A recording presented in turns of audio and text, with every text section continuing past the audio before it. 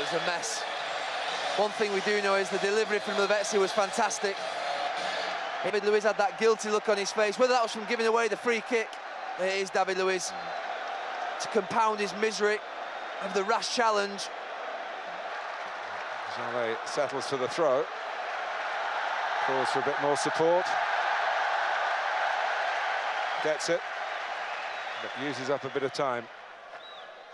Which perhaps was not the best thing from Paris Saint-Germain's point of view, given that they're on the attack and they're in at Chelsea here. Oh, fantastic! Absolutely fantastic, Pastore. There's your big money man. That's why they paid that much. He's been overshadowed by some of the others who've come in more recently, but it's a moment that might just propel PSG into the Champions League semi-finals come the final analysis in London next week. 3-1, they lead the first leg here, right at the death. Well, Chelsea, he just goes back and they're frightened to death to tackle him. But he's so close to Cech's feet. Can he get down quickly enough, collapse his body? He can't. And the power just goes through his left hand. Big moment for Pastore, and in the words of a commentator, that's why you pay big money for big players. Even though he's not been playing, that goal he scored for PSG is more than enough because that's some big hopes that PSG can make it to the semi-finals of this year's UEFA Champions League. So I'll quickly let you talk about that game, but yes, let's be sincere, Chelsea didn't put up the sort of performance we know them for. First of all, let's start with our third goal. That was atrocious defending. Now, you don't expect that from a Jose Mourinho team. That was just diabolical. Like, it didn't make any sense. And all the players just stood and watched Pastore just dance through them and put the ball past Cech. I thought it was a poor effort by PT2 as well, so was beaten at his near post. Because they didn't know the player would come that far. Yeah, but then you have to be on your toes as a goalkeeper. If you get beaten on your near post, then you need to have a second look at yourself. But going back to the game, I thought it was actually the game was the right approach was done by Jose Mourinho. He went with the false nine by starting Scholler instead of Fernando Torres, because you wondered why he did that. That explains his losing faith. Yeah, that's not the losing faith. To me, I'll tell you why he did that, because a lot of people actually believe Chelsea right now play with a false nine. If Torres plays, Torres has lost his striking instinct, so he doesn't add anything to the attack. So we can understand why Jose went with Scholler. And when Scholler was on the pitch, the game plan was going well, and Chelsea were very comfortable after they went down to that early strike from Ezekiel Lavezzi, and they came back through Hazard. And the game was pretty much comfortable. They even hit the post through Hazard again. And all of a sudden, everything just went wrong in the second half when he made a change. Torres came on for us. I'm not trying to blame this loss on Torres at all, but that's what happened. When Torres came on for Scholler, everything changed, and Chelsea just didn't. They just didn't know what happened to them, really. They were very confused. I think that third goal just did the old damage. Yeah, and then Gary Cahill says it was a sloppy goal. Mourinho says, hey, shut up. It was ridiculous. Seriously, it was terrible defending. And for a team that is lacking up front, right now we all know Chelsea's problems, well documented. It's in the attack. They don't score too many goals. So if you don't score too many goals, it means you have to defend very well. I expected Jose Mourinho to... They are not scoring, don't concede. Exactly. So for them to concede that third goal at that time, it was just bad for them. And the second goal as well to David Luiz was a clumsy tackle. He didn't need to do that because the PSG attack was going nowhere. He fouled him and ended up scoring the own goal. That was the second goal for PSG. And for David Luiz, sometimes when it rains, it pours. I love it whenever Chelsea plays, not just because of the result, but because we're going to hear from Jose Mourinho. Let's listen to what the Portuguese is saying after that defeat at PSG. We'll be right back. Stay.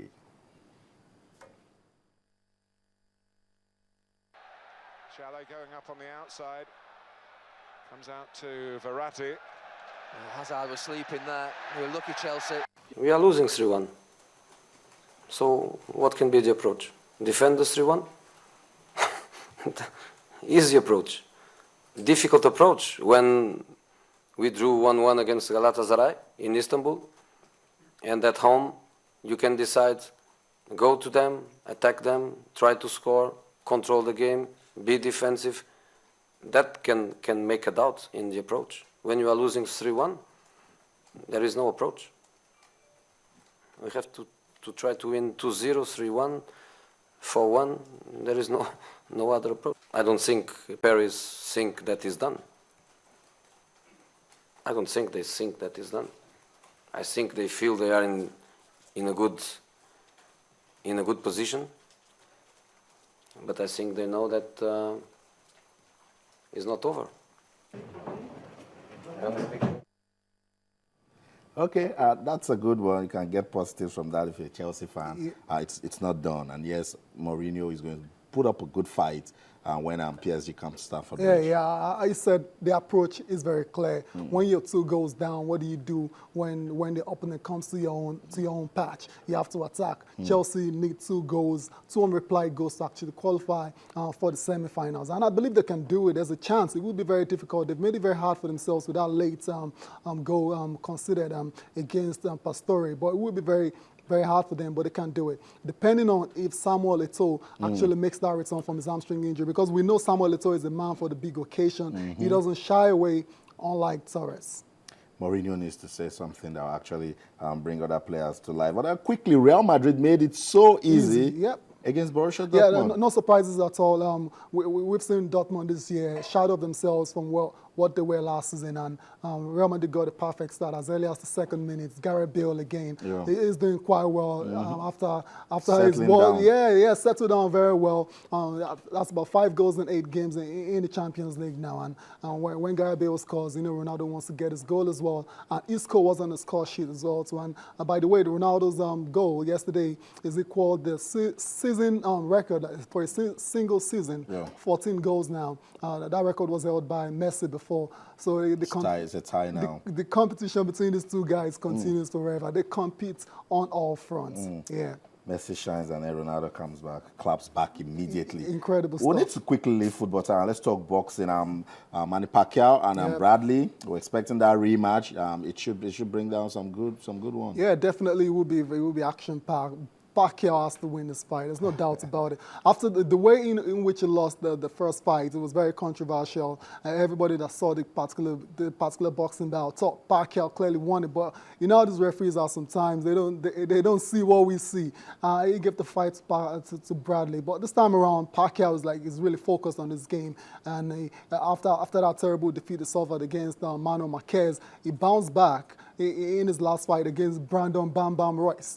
So yeah, Bam Bam Royce, but he got Bam Bam on the night. Got bammed. Yeah, got bammed. Yeah, so it's good to see Pacquiao back. This is a very good game fight, good fight for him. And if he wins this game now, then you can expect the clamor for that super fight that we've been waiting for all these years. For the past few years now, we've been waiting for the Manny Pacquiao Mayweather fight. They should just do it for the fans. They should, yeah, but this guy, something is going on there that we don't know, really. Okay, boxing fans, April 12th, the Bob Bradley and Manny Pacquiao, Timothy Bradley and Manny Pacquiao rematch. That's a good one, and I'm sure they'll actually make it good. We don't have enough time, but of course, in the news, Barcelona, they've been banned from making any signings and quickly tie that. Would that worry them? Yeah, come on. What were you saying is going to worry them? They have a good youth system. Yeah, right. Right now, they're stuck with Pinto in goal. Puyol is going to retire at the end of the season. They've got issues all over the place. So if you tell me they can't sign players now, then it's a problem for them. But the latest coming out of this is Barcelona will mount the most powerful appeal to this particular sanction by FIFA. It'll be very interesting to see what happens. And Barcelona, with our motto of more than a club, we've seen what's going on right now. They're not different from any other club. They all want to win, and they all break rules. Barcelona is not Snow White. Tayo, we'll wait for them to give their verdict and then we'll talk about it. Okay, that's it. That's where the curtain falls on this edition of Sports This Morning on Channels Television. Remember, to get the latest sporting news and updates, you can just stop by on our website. It's channelstv.com. And on social media, you can follow us on Twitter with channels_sports, on Facebook with channels-sports. That's it. On behalf of the ever-dedicated sports team at Channels Television Sports Center in Lagos, Nigeria, my name is Austin Okunakpan. We'll be back again tomorrow to talk some more sports. But until then, in everything you do, remember, let's keep talking sports. Bye for now.